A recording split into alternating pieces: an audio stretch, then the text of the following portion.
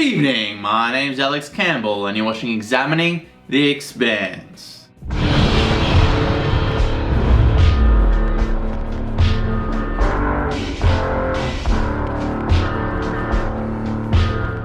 We open with Amos and Peaches heading towards Baltimore, and even though the show has not yet quite conveyed the level of devastation that this attack has wrought upon Earth to the degree that the book has by this point in the narrative, I thought this pile of euthanized bodies just left to rot out the front of a retirement village did a really good job of conveying the desperation and severity at play.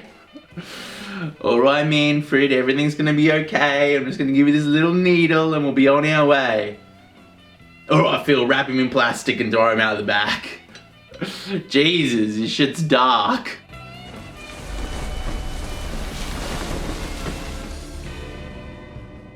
After a short sequence of Marco once again breaking down Philip's psyche so he can then rebuild him and model him in his image, we cut to Naomi, and I thought the reveal of her physical state, as well as the fact that she's now riding in what is essentially a bomb, not a ship, was great at conveying the severity of this situation that she's trapped in. And I think I've said this almost every review this season, but once again, Dominic Tipper did an amazing job. This season has really pushed her character to the front and center of the narrative, eh? We've gotten barely any of Holden, but Naomi's all this great arc she's been on, all these great emotional beats she's had, and now this episode showing once again what's at the center of a character, and Dominic Tipper's performance has just been amazing and brilliant.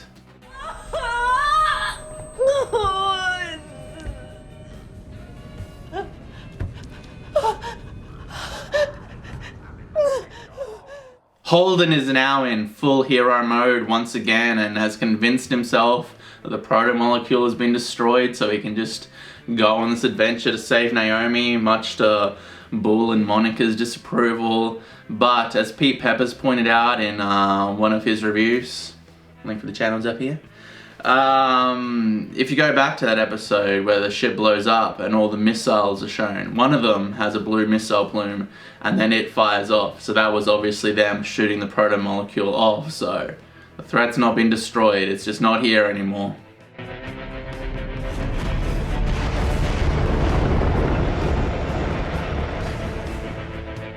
We then get a great speech by new acting Secretary General David Pastors. He seems a lot more confident and comfortable in this unexpected role now. I do like his character, although there does seem to be tension under the surface with him and who he's going to side with during this discussion between Avasarala and Delgado to the degree at which they should respond to these attacks. And I like this idea that it's not just Earth that's been fucked up in this situation, that now the Belt could face all these counterattacks which could lead to more attacks, and then Mars could get involved, and these three cultures could be completely leveled by human nature and this idea that we constantly need to attack each other and break everything down, and could lead to a chain reaction that could be equivalent to the fall of the Roman Empire or something to that degree. These are times that will try our souls, but make no mistake, we will prevail. We must. This is the beginning of the reckoning, the first step towards justice, and this journey will not end until we are victorious.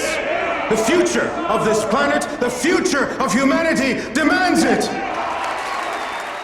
We then get this really nice opening shot of Baltimore and can see the extent of the devastation and how everything is just completely flooded and been destroyed.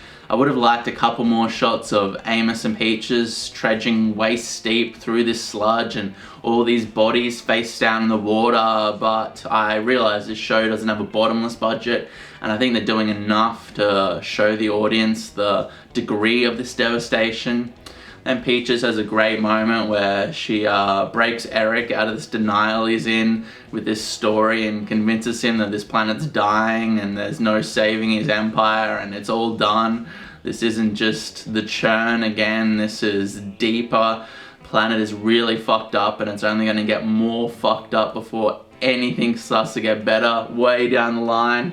I also liked during this deep emotional realization with Eric, how Amos was just standing there completely unconcerned, his mind just on this bottle of tequila that he wanted to take. The Amos and Peaches duo really does well. She handles all the deep emotional confrontations and he's the muscle. So are you in? Good. It's a long trip. I saw a case of that tequila. That maybe we should take some of that.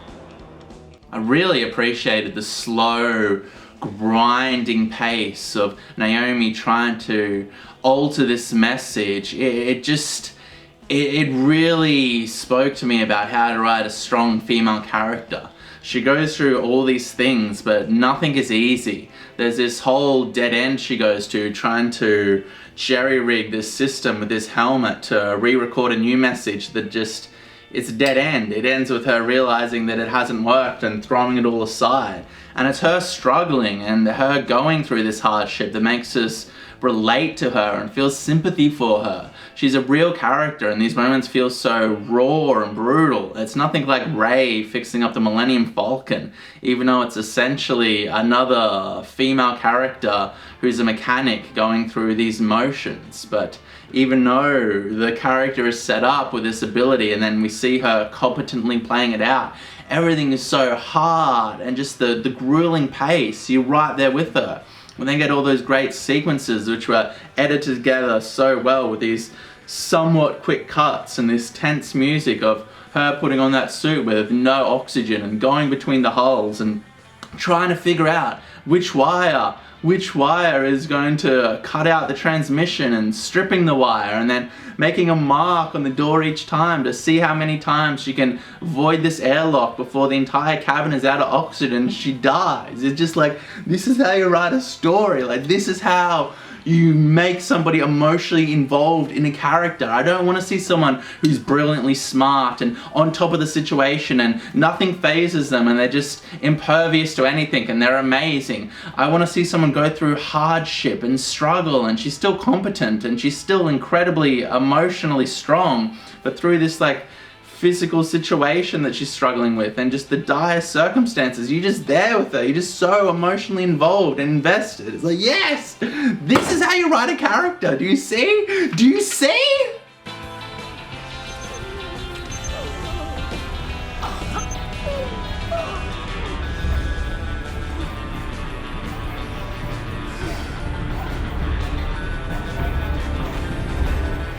We also get all of these really well-written, brilliant character moments with Drummer's family. We get this water sequence which shows that they are still a family and they all still do love each other, but they're just forced into this fucked up situation where none of them can help, where they're scavenging the remains from these belters that have been destroyed by Marco. And all of the people within the family are all individuals with all their own views and opinions on what's happening and what they should do. Then the dynamic with Drummer is just brilliant, with this person from Marco's crew is now on the ship and her speech to Drummer and Drummer almost cracking and Drummer's just caught between a rock and a hard place and she can't do anything. She either has to go along with this mass murdering psychopath's plan and become part of the evil, or she can try to step out of his long reach and then probably get killed. She did this brutal, emotional, guttural scream just knowing that her friend Naomi was dead and cracks the bottle of scotch that Ashford gave her. I mean, it's all so well set up and all these little character payoffs, they just all make sense.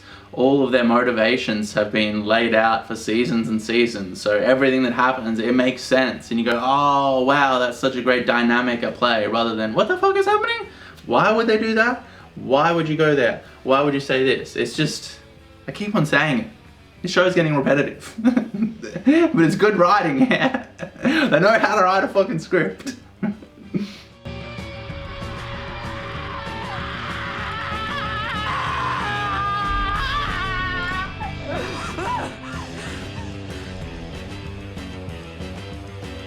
They've set up this really complex situation with all these different characters and all these different places kind of trying to coalesce to the same place and do the same thing.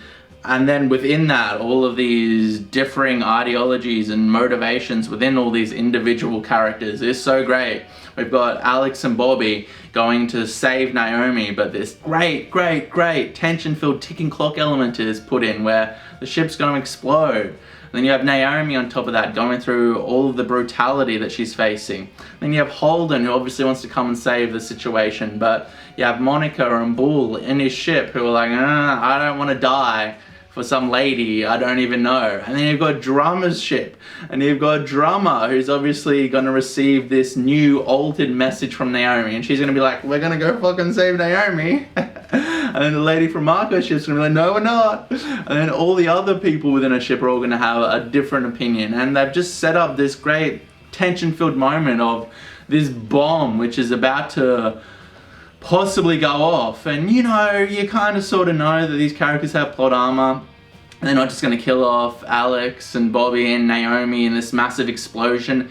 But still, even knowing that that's not going to happen, the tension and the setup and the complexity of this chess game at play and all of these brilliantly in-depth characters is just so great.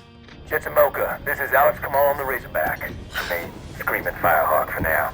Naomi, we heard your call. We are burning hard for you now. So y'all just hang tight. No! We'll be docking with you before you know it. Razorback out.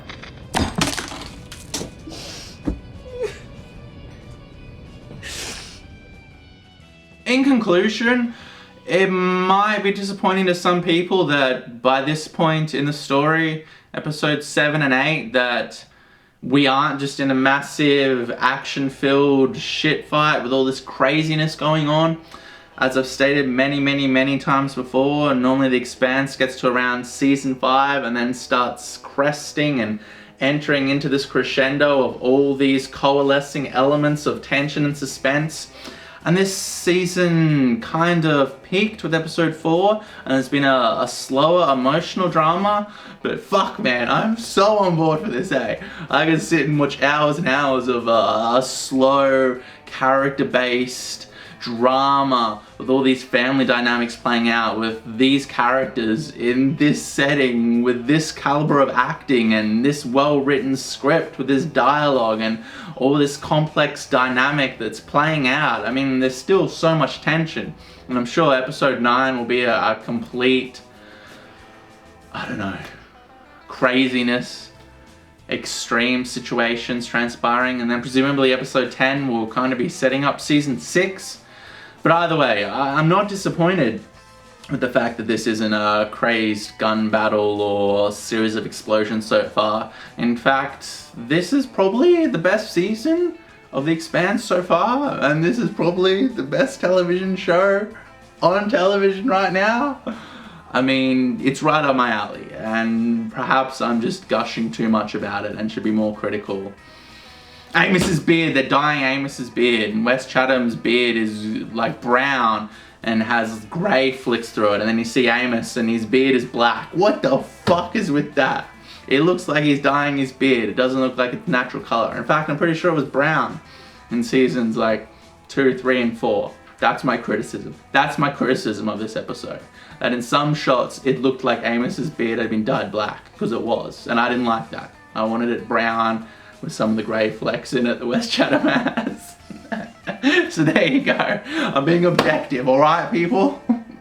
Alright, thank you all for watching. Really about, like, subscribe in the comments. Tell me I got all the facts wrong and how I'm a rambling Australian drinking scotch from a coffee cup and you didn't enjoy the video. Thank you and good night.